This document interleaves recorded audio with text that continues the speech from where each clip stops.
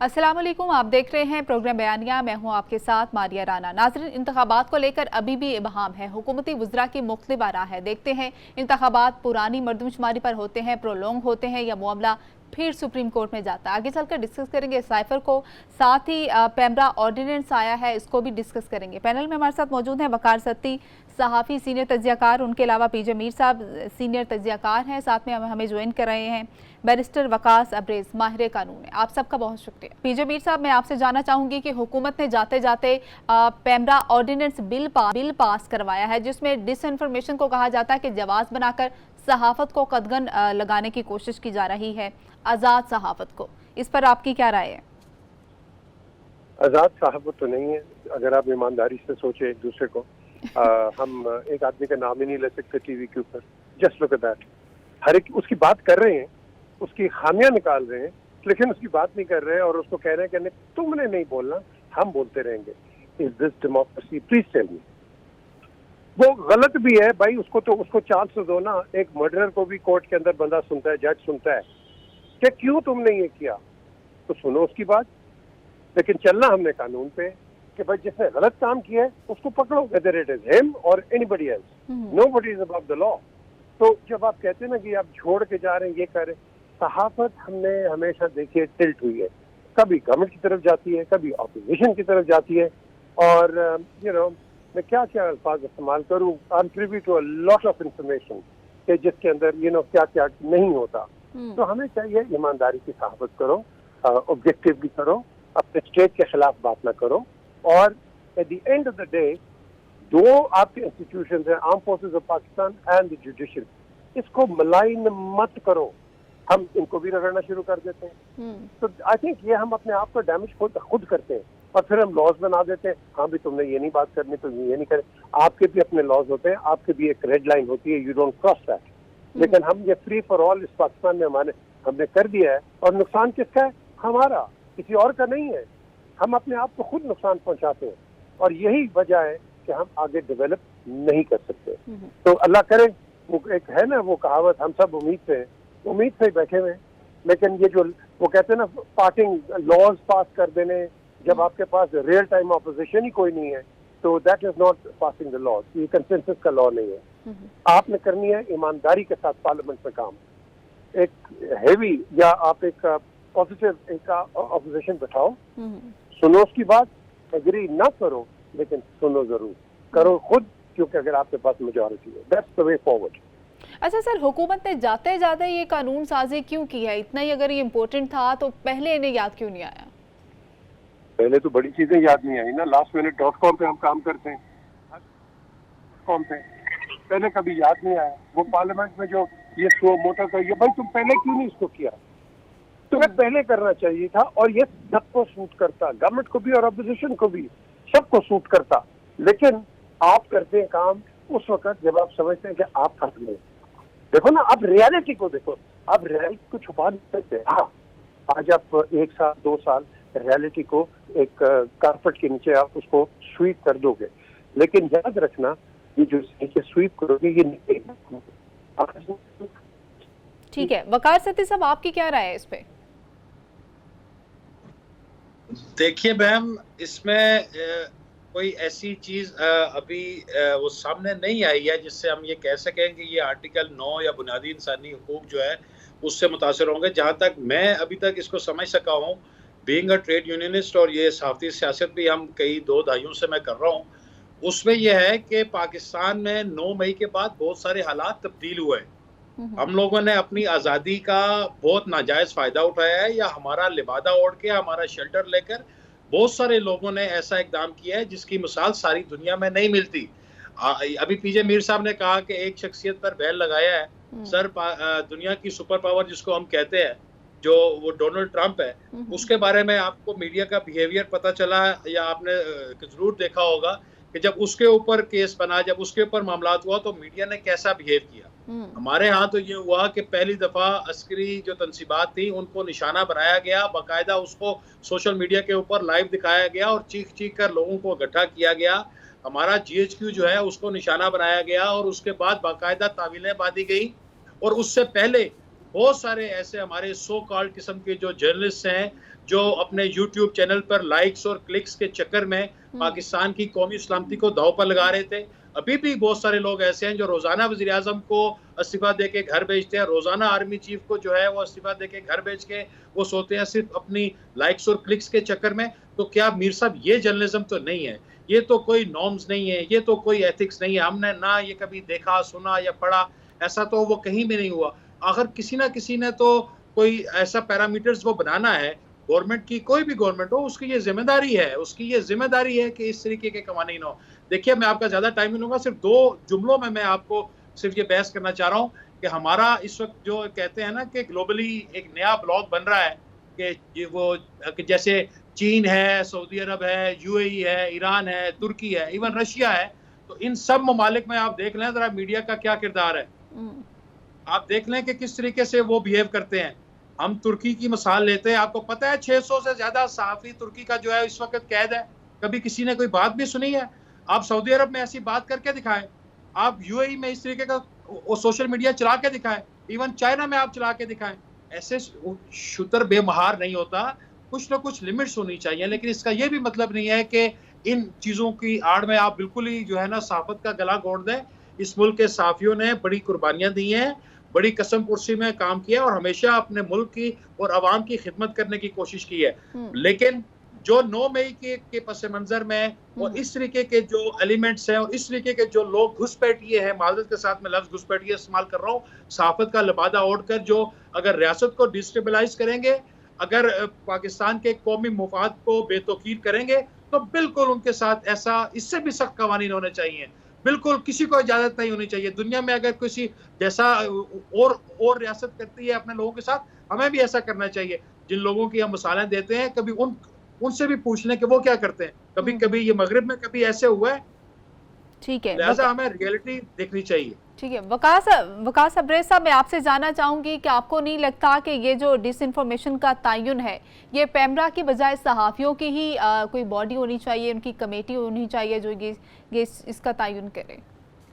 देखिए, हमारे मुल्क में जितनी भी ऑर्गेनाइजेशंस बनाई जाती है, शायद वो इन चीज़ों का तयन करने से कासिर रहती हैं और अल्टीमेटली कोई गवर्नमेंट की अथॉरिटी ही इस चीज़ों को बेहतर तरीके से वैल्यूएट कर सकती है, एन्यूमरेट कर सकती हैं, एजुडिकेट कर सकती हैं, डिटरमिन कर सकती हैं। तो मैं ये समझता हूँ कि ये जो एक्ट बनाया, इसमें जो तरमीमी बिल पास किया गया है, इसमें कोई कबाहत नहीं है, ये कोई अबादत नहीं है। हमारे आइन के अंदर जो आर्टिकल 19 है, जो फ्रीडम ऑफ प्रेस की, फ्रीडम ऑफ एक्सप्रेशन की और फ्रीडम ऑफ स्पीच की बात करता है, उसके ऊपर कुछ लीगल कंस्ट्रेंट्स हैं, कुछ लीगल इम्पेडिमेंट्स हैं, कुछ रिस्ट्रिक्शंस हैं, वो कुछ हदूदों के यूज है जिसको फैलांगा नहीं जा सकता। चाहे आप प्रिंट मीडिया की बात करें, इलेक्ट्रॉनिक मीडिया की बात करें या सोशल मीडिया की बात करें। तो हमारे मुल्क में हम ये देखते हैं, चाहे 9 मई के हवाले से हो, इससे पहले हो या भी हो, हमारे मुल्क में बहुत सारी जो सहाफियत रात भी टीवी चैनल्स पे बैठ के बात करते हैं, उसके अंदर बहुत सारी जगहों पर डिसइंफॉर्मेशन भी नजर आती है, मिस इन्फॉर्मेशन भी नजर आती है। तो ये जो डिसइंफॉर्मेशन या मिस इन्फॉर्मेशन के 2 वर्ड इस्तेमाल किए गए हैं। डिसइंफॉर्मेशन को तो इस तरीके से डिस्क्राइब किया गया है कि आप जानबूझकर किसी की पगड़ी के शिमले को दागदार करने की कोशिश करते हैं, उसकी रिस्पेक्ट को इंजोर करने की कोशिश करते हैं या उसकी डिग्निटी को खराब करते हैं, तो फिर आप पे जो 10 लाख फाइन था वो 1 करोड़ रुपया कर दिया गया। और मिस इन्फॉर्मेशन ये है कि आपने जांच पड़ताल किए बगैर कोई खबर चलाई और कल को वो जब उसकी एवेल्युएशन की गई, जांच पड़ताल की गई, तो वो गलत खबर निकली, इसके पे भी फाइन बढ़ा दिया गया है। तो अगर हम दोनों पैराई से देखें तो इसका मकसद तो यही है, मतमा नजर तो यही है, हासिल कजर तो यही है कि हम अपनी सोसाइटी में जो सहाफत है, जिसे स्टेट का चौथा पिलर करार दिया जाता है, इसको किसी ना किसी तरीके से कोई यार्डस्टिक, कोई क्राइटेरियम के तहत ही चलाएं। और सहाफियत रात भी है, जिस तरह वकार सती साहब ने बड़ी प्यारी बात की कि जो हमारे जितने भी यूट्यूबर्स हैं या जितने भी सहाफियत रात हैं, इनमें से बहुत से अपने लाइक्स या अपने फॉलोशिप को बढ़ाने की गर्ज से मुल्क की तकरीम, इसकी हुर्मत, उसके तकद्दुस के साथ खिलवाड़ करने से भी गुरेज या परहेज नहीं करते। तो अल्टीमेटली अगर हम क्राइटेरियम जो है इसको डिफाइन कर दें, इसको थोड़ा सा मजीद सजाओं को डेटरन कर दें, तो इससे शायद हमारी सहाफत के अंदर बेहतरी आ सकती है। चूँकि हम जैसे जो तीसरी दुनिया के ममालिक हैं, यहाँ पे हम जितनी मर्जी टीचिंग कर लें, प्रीचिंग कर लें, ट्रेनिंग कर लें, अनटिल जो मौला बख्श हमारे पास है, जो एक डंडा, एक सोटा, एक अथॉरिटी, जब तक शायद इसको हम साहत नहीं करते, इसकी इन्फोर्समेंट नहीं करते, तब तक शायद हमारे सिस्टम के अंदर बेहतरी नहीं आती। ठीक है, वकास साहब, आपको याद होगा कि पीका ऑर्डिनेंस था, उसको इस्लामाबाद हाई कोर्ट ने मुअत्तल कर दिया था। आपको लगता है कि ये बिल भी मुअत्तल हो जाएगा? देखिए, वो जस्टिस अतर मिर्ज़ा साहब ने पीका ऑर्डिनेंस की दफा को जो मुअत्तल किया था, पूरा पीका ऑर्डिनेंस मुअत्तल नहीं किया था 2016 को, वो भी एग्जिस्ट करता है। जो जहां तक इस कानून की बात है, मेरा नहीं ख्याल कि इसको जो है वो मुअत्तल किया जाना चाहिए।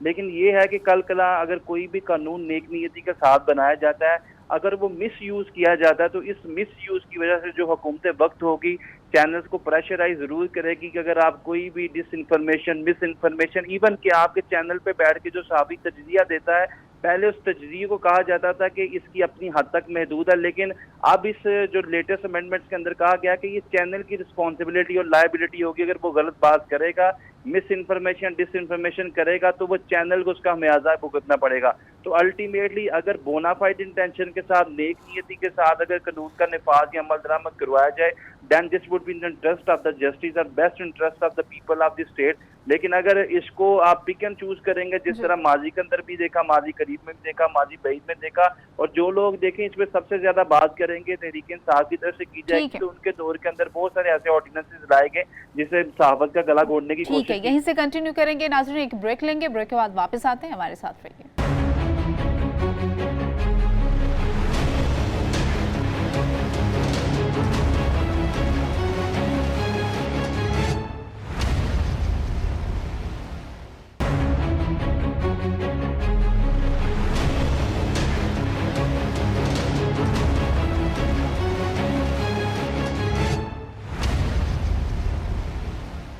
ब्रेक के बाद खुशामदीद। सबसे पहले मैं जानना चाहूंगी पीजे मीर साहब के साइफर की जिस तरह से इशू चल रहा है और साइफर का मामला भी ज़ेरे गर्दिश है और वफाकी हुकूमत इस पर आगे चलकर सुनाए कार्रवाई भी करने जा रही है, तो साइफर की बिना पर अमेरिका के खिलाफ एक नैरेटिव बिल्ड किया गया, उससे पॉलिटिकली माइलेज लिया गया चेयरमैन पीटीआई की जानिब से, और फिर कहा गया कि अब अमेरिका का नाम नहीं लेना, अब फिर सिर्फ इस पर खेलना है, ये कहा गया है। तो टोटली उन्होंने पोजीशन ही चेंज कर दी है। आपको क्या लगता है, आपकी क्या राय है, इससे मुल्क को कितना नुकसान पहुंचा है और सियासी फायदा कितना मिला है उनको?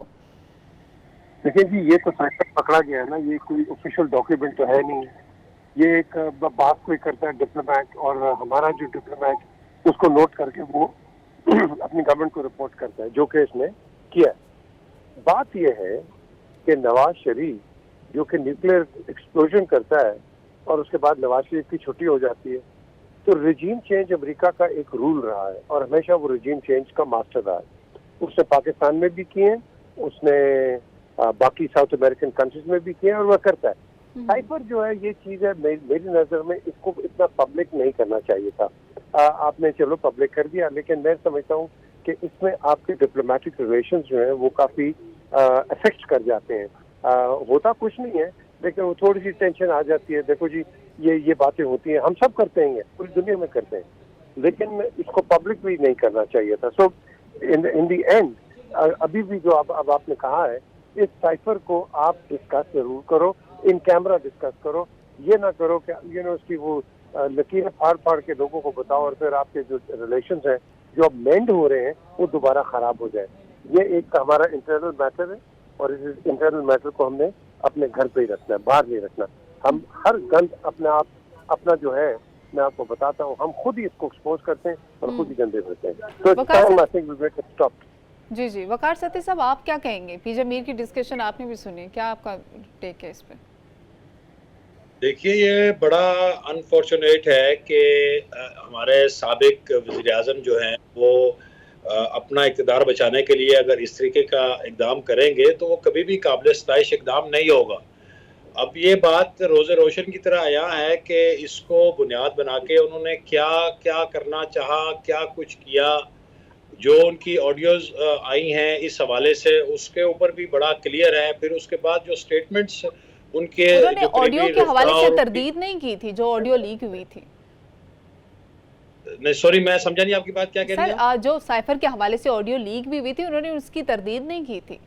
एग्जैक्टली उन्होंने उसकी ना सिर्फ तरदीद की थी बल्कि हर गुजरता लम्हा ये साबित करता जा रहा है कि ये एक पाकिस्तान की जो एक साख थी, जो क्रेडिबिलिटी थी, उसको मुतासर करने के लिए है और इसका मकसद सिर्फ एक ही था कि उनको किसी तरीके से उनके इक़्तिदार को दुआ बख्शा जाए। उसके बाद अगर आप देखें तो बज़ाहिर तो 1 साल पहले अपने इक़्तिदार जाने से पहले उन्होंने एक कागज़ लहराकर कहा था कि मुझे निकालने की एक आलमी साज़िश की जा रही है, लेकिन ठीक 1 साल के बाद सारी दुनिया ने देखा कि जिस मुल्क को इल्ज़ाम इमरान खान साहब लगा रहे थे, वही उसी मुल्क के अवान नुमाइंदगान जो हैं, जो वो पार्लियामेंटेरियंस हैं, वो उनको बचाने के लिए जो है ना दर्जनों की तादाद में वो लेटर लिख रहे थे, वो लॉबिंग कर रहे थे, वो वहाँ से उनकी वो कोशिश कर रहे थे कि इमरान खान साहब को जो 9 मई का इक़दाम उन्होंने किया है, जो पाकिस्तान का 9/11 है, उसको कैमोफ्लेज करके इनको रेस्क्यू करने की कोशिश कर रहे थे। तो अब ये ढका छुपा नहीं है कि खान साहब लम्हा मौजूद में जो बात कर रहे होते हैं, जो इल्ज़ाम दूसरों पे लगा रहे होते हैं, एक्चुअली वो खुद कर रहे होते हैं, वो उसी अमल से वो खुद गुजर रहे होते हैं। और ये बड़ा तकलीफदेह और अफसोसनाक अमर है। इससे पहले किसी भी वो सियासी रहनुमा ने, किसी भी वज़ीर-ए-आज़म ने ऐसा इक़दाम नहीं किया। हालाँकि पीजे मीर साहब ने जिस तरफ इशारा किया कि 1998 में जिस तरह का दबाव था कि आप एटमी धमाके ना करें, जिस तरह की वो टेलीफ़ोन कॉल्स आ रही थी और लोग जो इशारतन और आके जो मैसेजिंग वो कर रहे थे, वो इससे भी ज़्यादा जो है वो बड़ा वो भयानक एक सूरत-ए-हाल थी। लेकिन इसके बावजूद आज तक ना वो चीज़ें डीक्लासिफ़ाई हुई हैं और ना ही किसी भी उस वक़्त के जो इक़्तिदार में शामिल लोग थे, उन्होंने कोई ऐसी बात की है। इमरान खान साहब ने जो किया है, अब अगर उसकी तहकीकात हो रही हैं, तो इसको मंतकी अंजाम तक पहुँचना चाहिए और इसको इबरत का निशान बनाना चाहिए, ताकि आइंदा के बाद किसी में ये ऐसी जुर्रत ना हो कि पाकिस्तान की जो साख है, जो आलमी बरादरी में उसकी जो क्रेडिबिलिटी है, वो मुतासिर हो या दांव पर लगे। अच्छा वकार सती साहब, कहा जाता है कि इनकी काबीना की आखिरी मीटिंग थी और आखिरी मीटिंग में ही उसको डीक्लासिफाइड भी कर दिया गया था, लेकिन तब बहुत देर नहीं हो चुकी थी? देखिए, यकीनी तौर पे देर तो उसकी हो चुकी थी, लेकिन अभी तक किसी ने ये मुस्तनद चीज़ें वो उस तरीके से सामने नहीं आई हैं। जो चीज़ आज भी वज़ीर-ए-आज़म ने कहा और जो मौजूदा वज़ीर-ए-आज़म जो ये कहते जा रहे हैं कि देखें, बंद लिफाफे में अगर उन्होंने जाके कोई चीज़ अप्रूव करवाई है, कई वफाकी वज़रा रिकॉर्ड पर हैं जो इनकी किचन कैबिनेट के भी थे कि हमें तो एतमाद में नहीं लिया गया और हमें तो कहा गया था कि बस आप इसको किसी तरीके से जो है वो कर लें। और फिर उसके बाद जो इनके साथ इनके जिसे कहते हैं ना को अक्यूज्ड या शरीके जुर्म जो इनके उस वक़्त के सेक्रेटरी थे आज़म खान साहब, वो भी उनकी भी जो स्टेटमेंट है वो भी बड़ी मानी रखती है। लोग उसको शायद सीरियस नहीं वो ले रहे, लेकिन कानूनी और आईनी एतबार से वो मामूली बयान नहीं है। तो ये सारी जो कड़ियाँ हैं, जो इशारे हैं, जो ताने-बाने हैं, वो साबिक वज़ीर-ए-आज़म की तरफ ही जाते हैं। अच्छा, इस पे हम बैरिस्टर वकार सबरेज साहब माहिर कानून है, उनकी राय भी लेते चलें। वकार साहब, आप क्या समझते हैं कि इब्तदाई तौर पर साइफर के हवाले से किसके खिलाफ तहकीकात होंगी और किसके खिलाफ कार्रवाई होगी? चेयरमैन पीटीआई होंगे और इसमें क्या ये जो हम जिक्र भी करेंगे साबिक प्रिंसिपल जो है आज़म खान साहब सेक्रेटरी, इनके खिलाफ भी कार्रवाई हो सकती है और दीगर लोग भी इसमें शामिल होंगे? देखिए, जो अप्रूवर होता है actually he is a participator and facilitator in the commission of crime. जो कि अप्रूवर है, वादा माफ हुआ शख्स बनता ही वो है जो कि शरीके जुर्म होता है। अल्टीमेटली 164 की जो इनकी स्टेटमेंट दी गई है बतौर अप्रूवर, पहले वो कंप्लीस थे, पहले वो पार्टिसिपेटर थे, फैसिलिटेटर थे, और जब उसको ये इंडिकेशन दी जाती है कि अगर आप हमें मावनत करेंगे असल मरकजी मुल्ज़म तक पहुंचने के लिए, तो फिर हम आपका जुर्म जो है वो माफ़ कर देंगे, आप वादा माफ गवाह बन जाए। तो अल्टीमेटली वो भी मुलव्वस है और इसके साथ शाह महमूद कुरैशी और जितने लोग भी अभी तक की जो 164 की उनकी जो स्टेटमेंट है। दूसरी इंपॉर्टेंट चीज़ ये थी कि ये जो इन्फॉर्मेशन थी जो आर्टिकल 19 से है 18वीं तरमीम में ऐड किया गया था, राइट टू इन्फॉर्मेशन के तमाम इंटरनेशनल और नेशनल इश्यूज़ के ऊपर कौम को इन्फॉर्मेशन देना, this would be the fundamental right of the citizen of state. मैं ये समझता हूँ कि बतौर प्राइम मिनिस्टर जो थे इमरान खान साहब बिल्कुल इन्फॉर्मेशन कौम को दे सकते थे, लेकिन वो साइफर के अंदर जो वर्डिंग थी, जो कंटेंट थी, वो दिखाते, कोरा कागज ना दिखाते या बैक साइड से जलसों पे कोरा कागज लगा कर उस पर अपनी मर्जी की वर्डिंग या अपनी मर्जी के अल्फाज ना रखते और ना अमेरिका की गुलामी का नारा लगाते, तो फिर ये सारी चीजें जस्टिफाई की जा सकती थी। लेकिन जो ये एलिगेशन या एक्विजिशन उन पर लगाया जाता है, जिसको वो खुद तस्लीम करते हैं कि मुझसे साइफर गुम हो गया, जिस तरीके से वजीर कानून ने भी प्रेस कॉन्फ्रेंस की, जो भी ऑफिशियल डॉक्यूमेंट है अगर आप उसे गुम कर देते हैं तो जो 1923 का एक्ट है उसके सेक्शन 3 को आप देख लें, उसके ऊपर आपको 14 साल तक की सजा दी जा सकती है। और एट द सेम टाइम जो आजम खान साहब की स्टेटमेंट है, उस स्टेटमेंट के आप कंटेंट को देखें, वो ऐसे लगता है कि जैसे किसी ने बड़ी डेलिब्रेटली बैठ के एक स्टेटमेंट बनाई कि खान साहब ने जो साइफर का असल कंटेंट था उससे हट के अदारों के खिलाफ नफरत फैलाई है। जब आप अदारों के खिलाफ नफरत फैलाने की बात करते हैं तो हमारे पाकिस्तान पिनल कोड के अंदर सेक्शन 121, 121 और 124 मौजूद है, जो कि waging war against the Pakistan बात करता है, जो कि अदारों के खिलाफ सडेशन की बात करता है, और उसकी जो सजा है वो डेथ पेनल्टी तक है या इम्प्रीजमेंट फॉर लाइफ तक है। तो मैं ये समझता हूँ कि जो उनकी स्टेटमेंट थी वो बड़ी एक खौफनाक, बड़ी डेट्रीमेंटल स्टेटमेंट थी, लेकिन उस स्टेटमेंट का हरगिज ये मतलब नहीं है कि उस स्टेटमेंट की बर्दाश्त में जो है खान साहब को सजाए मौत दी जाए या 14 साल सजा दी जाए या उनको इम्प्लीकेट कर दिया जाए। उनकी स्टेटमेंट को with other facts of the case corroborate करना है, कोऑर्डिनेट करता है। अगर उसमें मुताकबत हुई, यकसानियत हुई, यकसुई हुई, तो उसी बेस के ऊपर उनको ये सारे चार्ज के तहत डील किया जा सकता है। फिर नेक्स्ट डे हमने ये भी देखा कि 190 मिलियन पाउंड का जो केस था उसके अंदर भी उनकी स्टेटमेंट आई, लेकिन इस मुल्क में हमने ये भी देखा कि सहाकदार साहब ये केस के अंदर अप्रूवर बने और लेटर उन्होंने कहा जोर जबरदस्ती से, अनड्यू इन्फ्लुएंस से और ब्लैकमेलिंग से मुझसे ये स्टेटमेंट दिलवाई गई नवाज शरीफ के खिलाफ। तो मेरे ख्याल में कल ना इस केस के अंदर भी कोई इस तरह की स्टेटमेंट आ सकती है कि मैं अपने पहले स्टेटमेंट से विड्रॉ करता हूँ। मुझको जो स्टेटमेंट दिलवाई गई थी, मुझे 1 महीने के लिए हिरासत में रखा गया था, मेरी FIR भी दर्ज थी और लेटर ऑन जो है मुझे प्रेशर और दबाव के तहत ये स्टेटमेंट दिलवाई गई। तो मेरे ख्याल में जब तक ये सारी चीजें जो है इंटेरोगेट या इन्वेस्टिगेट नहीं हो सकती, कोई बेहतर नतीजा हासिल नहीं किया जा सकेगा। ठीक है, इस पर अच्छा सर ये भी बता दें कि जिस तरह से अभी FIA इसके ऊपर कार्रवाई करेगी तो इसका ट्रायल किस तरह से ये होगा और इसमें जमानत भी मुल्जिम ले सकता है और ये किस तरह से केस प्रोसीड करेगा? ये देखिए, जो सबसे हमारे मुल्क के अंदर एक डोलफुल या ड्रेडफुल कानून था वो नैब का कानून था, जिसके अंदर जमानत का इख्तियार नहीं था और हाई कोर्ट से 199 के तहत जमानत अप्लाई करनी पड़ती थी। बाकी तमाम कवानीन के अंदर जहाँ पे भी कोई फटिशियस, फ्रीवलेस, वैक्शियस या झूठा बेबुनियाद मुकदमा हो तो वहाँ पे अदालतें किसी भी शख्स को हिरासत में देने के हक में नहीं होती और उसे बेल की कंसेशन ग्रांट कर देती हैं। तो मैं ये समझता हूँ कि अगर हाँ साहब के वकील जो है वो केस के अंदर डेंस और डाउट्स क्रिएट कर दें, चूंकि परामा फशाई उन्होंने ये जाहिर करना है कि झूठा केस है, जिस तरह दीगर 200 केसेस इनके ऊपर स्टैब्लिश किए और तकरीबन हर दूसरे केस के अंदर उनको जमानत दी गई और हर तरीक में जमानत में तोसीब भी कर दी जाती है। अगर उस पैराई के अंदर अगर हम देखें तो अल्टीमेटली शायद इस केस के अंदर भी जमानत दे दी जाए, लेकिन हाँ साहब के ये जो 3 या 4 केसेज हैं जिसमें तोशाहाना केस का जो रेफरेंस है वो वाला, इसके अलावा जिसके अंदर रेंजर्स ने इनको उठा लिया और last but not the least ये जो केस इनके खिलाफ साइफर के मुतालिक बनाया जा रहा है, मैं समझता हूँ ये तीनों केसेस जो है ये मार्जिनल केसेस हैं और इन केसेस के अगर अंदर इनको रिलीफ मिल गया तो शायद वो आइंदा आने वाले वक्त में कहीं ना कहीं अपनी political Sah with the passage of time बहाल कर रहे। लेकिन अगर उनको डिस्क्वालीफाई किया गया तो शायद यही वो 3 केसेस होंगे जिन केसेस के अंदर उनको डिस्क्वालीफाई किया जाए। ठीक है, यहीं से कंटिन्यू करेंगे नाज़रीन, एक ब्रेक लेंगे, ब्रेक के बाद वापस आते हैं हमारे साथ फिर।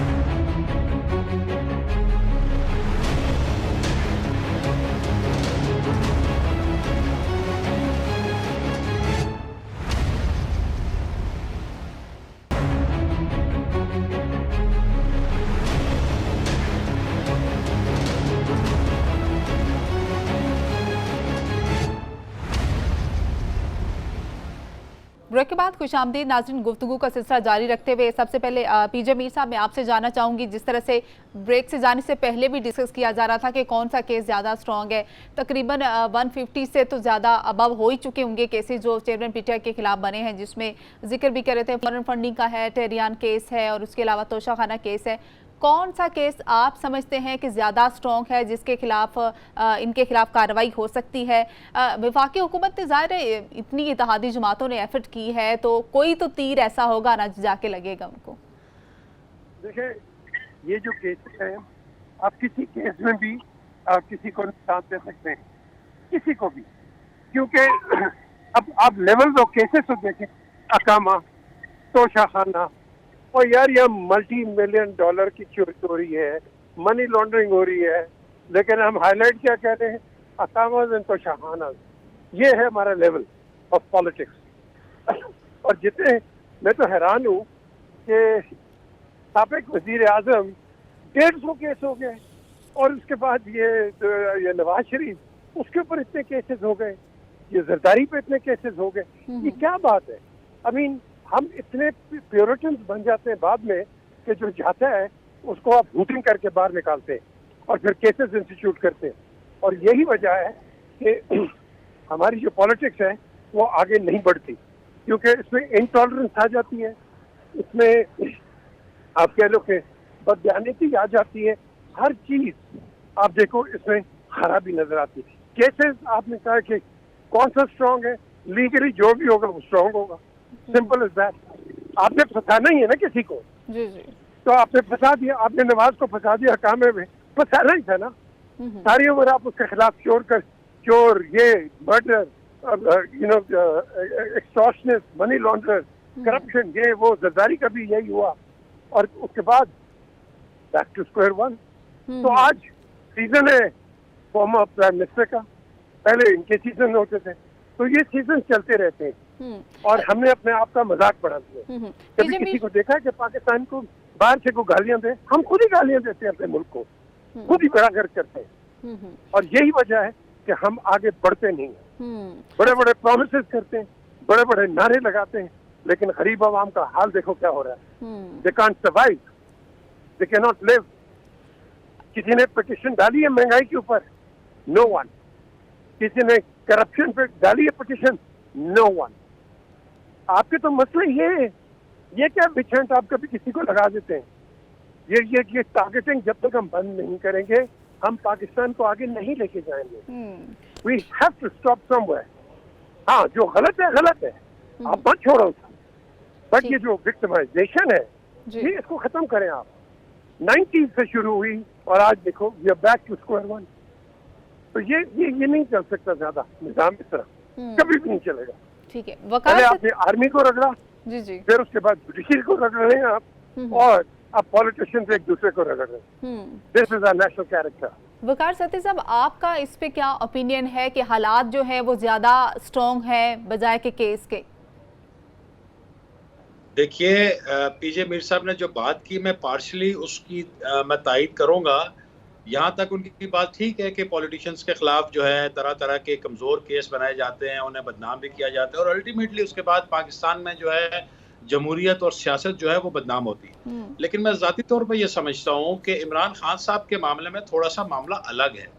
देखिए, 9 मई वाला जो वाक़यात हुए हैं, या ये जो साइफर वाला जो है जो मामला हुआ है, इवन के जो एक मुबैना बेटी वाला जो केस है, इस तरीके के केसेस पाकिस्तान में पहले कभी भी किसी सियासतदान के खिलाफ इस तरीके का काम नहीं हुआ या इस तरीके का इकदाम नहीं हुआ। आप मुझे बताएं ना, किस सियासतदान ने, पाकिस्तान के किसी वज़ीर आज़म ने आज तक अपनी जो आईनी मुद्दत है वो पूरी नहीं की। लेकिन इमरान खान साहब के अलावा कभी किसी वज़ीर आज़म ने ऐसी बात की? मुल्क के 3 दफ़ा बनने वाले वज़ीर आज़म ने, बल्कि 2/3 अक्सरियत से बनने वाले वज़ीर आज़म को 3 दफ़ा घर जाना पड़ा। क्या उन्होंने कभी ऐसी बात की? हालांकि एक दफ़ा ये मामला जो 98 के बाद वो हुआ था, वो तो बड़ा सीधा वो मामला था, लेकिन उन्होंने कभी ऐसी बात नहीं की। इवन के पाकिस्तान पीपल्स पार्टी की क़यादत को आपने फांसी चढ़ा दिया, एक साबिक वज़ीर आज़म को आपने जो है आपके सामने दिन दिहाड़े वो मर्डर हो गई, शहीद हो गई, लेकिन इसके बावजूद इस तरीके का रिएक्शन या इस तरीके का जो है रद्द-ए-अमल कभी नहीं आया सामने। तो मैं ये समझता हूँ कि इमरान खान साहब का जो मामला है, उनका जो है वो दीगर सियासतदानों से अलग है। ये ठीक है कि करप्शन होती है, प्रोब होना चाहिए, बड़ा स्ट्रॉन्ग वो प्रोसिक्यूशन होना चाहिए, बदकिस्मती से मुकदमात बड़े कमज़ोर बनते हैं, लेकिन ये वाले जो मामलात हैं, साइफर हो गया, 9 मई हो गया, या ट्रियान वाला जो केस है, ये मामूली केस नहीं है सर। ये बड़े जो है अफसोसनाक अमर है, और इनको मंतकी अंजाम तक पहुंचाना न सिर्फ हुकूमत वक्त का काम है, रियासत का काम है, बल्कि 25 करोड़ जो अवाम है उनकी ये जिम्मेदारी है कि जो गलत है उसको गलत कहें, ताकि हम थोड़ा सा मामला ठीक हों और पाकिस्तान बेहतरी की तरफ चले। हमारे कोर इशूज, जैसे कि मीर साहब ने कहा, महंगाई है, गुर्बत है, बेरोजगारी है, हमें उन चीज़ों को एड्रेस करने की ज़रूरत है, और आवाम को जो है इस महंगाई की दलदल से और इन परेशानियों की दलदल से निकालने की ज़रूरत है।